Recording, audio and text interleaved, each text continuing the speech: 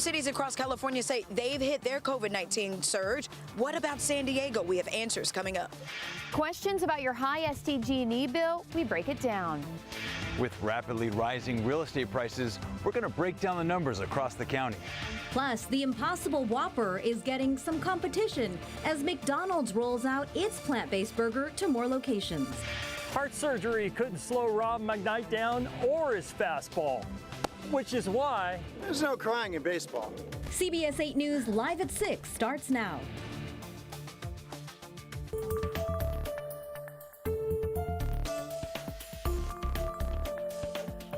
San Francisco says it has hit its peak in the COVID-19 Omicron surge. So what about the rest of California and specifically us here in San Diego? Good evening. Thanks for joining us. I'm Marcella Lee. I'm Carlo Cicchetto. San Francisco's mayor is now asking residents to stay cautious with their activities and wear masks through the next several weeks, despite being exempt from wearing masks a little over a month ago. CBS 8's Kirsten Holmes talked with doctors about the surge, where they say we are right now and what happens next. Kirsten joins us live now with all of those details. Kirsten?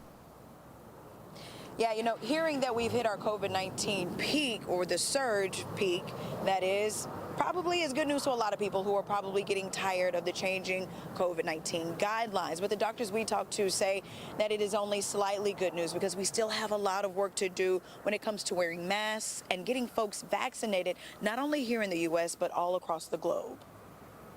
This variant came from South Africa, but only 24% of them, the country was vaccinated. That is extremely low. There might be other variants that we might not be aware of because of the lack of access to the vaccine. And that's why Dr. Argentina Servan says we can't let our guards down against COVID-19 despite hitting our peak in the Omicron surge. As of January 20th, 78 firefighters, 7 lifeguards, and 5 civilians from the city's fire and rescue department were out because of COVID. That's down from 129 firefighters, 12 lifeguards, and 12 civilians on January 13th. As quickly as it started, doctors say cases of the COVID-19 Omicron surge may decline. And now it's burned through most of the susceptible population, and I think we're about to hit the downslide. But Dr. Davy Smith, chief of infectious diseases at UCSD, says this isn't cause for a real celebration yet. That doesn't mean it's over. It's just the end of the beginning, or maybe the middle, or wherever. We still have a few more weeks of pretty rough time, I think. Still have outbreaks every now and then, and we'll probably have surges every now and then, even if there is no new variant. Dr. Argentina Servan agrees. She says the data points to hitting our peak, but there's still work to be done to get shots in the arms of the unvaccinated. Even though we are seeing an increase in the number of breakthrough cases, the vaccines are still being effective because we're not seeing the same number of hospitalizations that we saw when we had the first wave. There were signs of the painful peak hitting in other parts of the U.S. too. In Oklahoma, off-duty police officers stepping in to teach. In New Mexico, the National Guard doing the same as schools there are down nearly 1,000 substitute teachers. Dr. Smith says, despite hitting our peak, we won't be out of the woods for a while. We're never going to have enough immunity to get it completely out of the population. It will continue to circulate, and it will continue to have these waves. Now, as we all pull through this pandemic together, one of the biggest components of that pulling through is getting vaccinated. Now, the FDA is expected to review vaccines for kids under the age of 5 as early as next month. And I got to tell you this, sources say preliminary data shows that kids 2 to 4 years old will need likely 3 doses for full protection. Reporting live for CBS 8, I'm Kirsten Holmes. Back to you. Kirsten, thanks so much. And a big way to tell which direction San Diego is headed is by testing our wastewater. We'll find out what the latest tests reveal coming up tonight on the 10 o'clock news on the CW San Diego and on CBS 8 News live at 11. When it comes to the COVID surge nationwide, the CDC says 1 in 4 tests is coming back positive. Meantime, a new study on cases in New York and California last summer is offering new details on protection from vaccination compared to protection from prior infection. According to the CDC, people who were both vaccinated and who had contracted COVID had the most protection. People who were not vaccinated but had a prior infection came in a close second when it came to protection. This is data from the Delta variant cases last summer. And by the fall, when boosters still weren't widespread, unvaccinated people with a prior infection had a lower case rate than vaccinated people who had never had COVID. A prosecutor says a Poway woman was stabbed to death by her cousin over a grudge related to a car accident. The cousin faced a judge late this afternoon to answer to murder charges. CBS 8's Heather Hope has more on the man's day in court.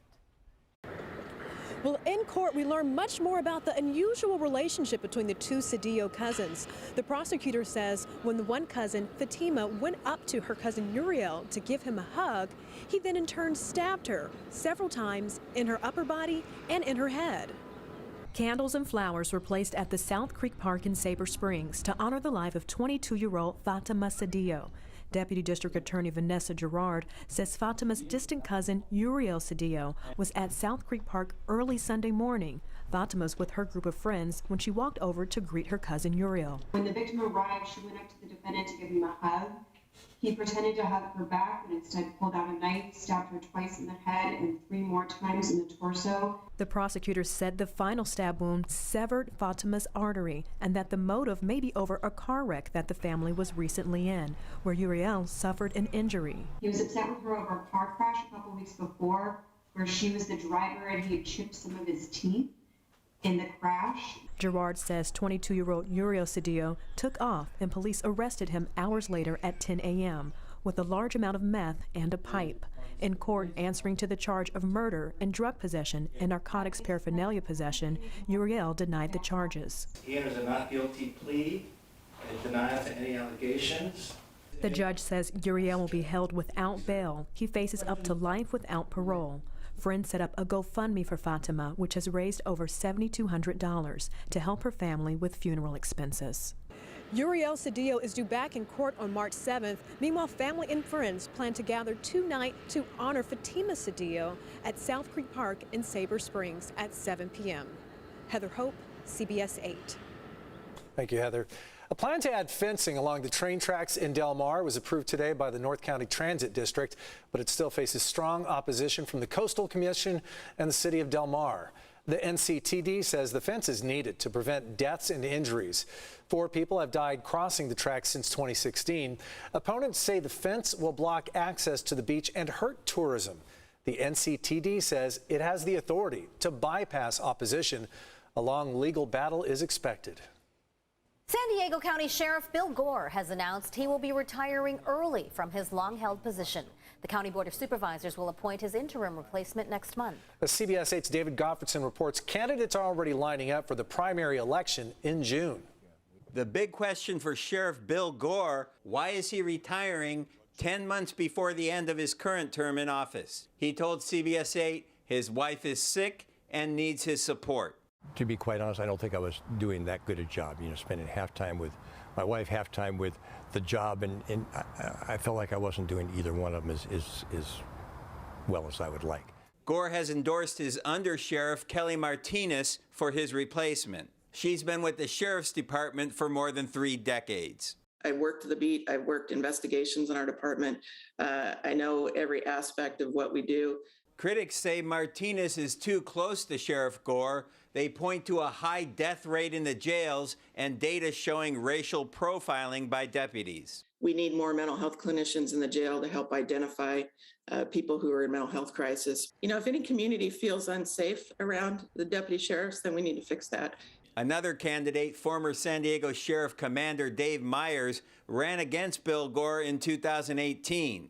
He is one of Gore's leading critics. He is literally bailing 10 months, 11 months from the end of his final term at a time when the community is looking for leadership. Myers says if you are looking for the status quo in the Sheriff's Department, look elsewhere. If people think radical change in honest policing is wrong, then I'm not that person. Candidate John Hemmerling is the lead prosecutor in the city attorney's criminal division. He's also a former Marine and San Diego police officer. My last time in Iraq, I commanded a battalion. I ran several jails while I was in Iraq. I've been a leader on the police department. I've been a leader in my job as a prosecutor. Hemmerling is a supporter of Bill Gore, but he wants to address the high death rate in local jails. I think the number one priority I'm going to look at when I first get there is looking at the jails. Critics of Gore point out that he is retiring right before a state audit is due to come out that's expected to be critical of the deaths in local jails. Gore says that had nothing to do with his retirement. Carlo, I know you sat down with Sheriff Gore today for an extended interview. Yeah, we were able to speak with him exclusively today. We're going to air that interview tomorrow on CBS 8 News Live at 6. So, David, you spoke to those candidates today. What did they say about the Board of Supervisors here appointing an interim replacement sheriff? None of those candidates want to be appointed interim sheriff. They want the voters to decide on who will be the next sheriff at the election, and that seems to be the sentiment also at the Board of Supervisors. So it looks like we're going to get an interim sheriff who is not a candidate to serve out the rest of Gore's term. Yeah, so someone who is truly interim until the new sheriff is elected in the fall. David Gottfredson reporting live for us. Thanks, David.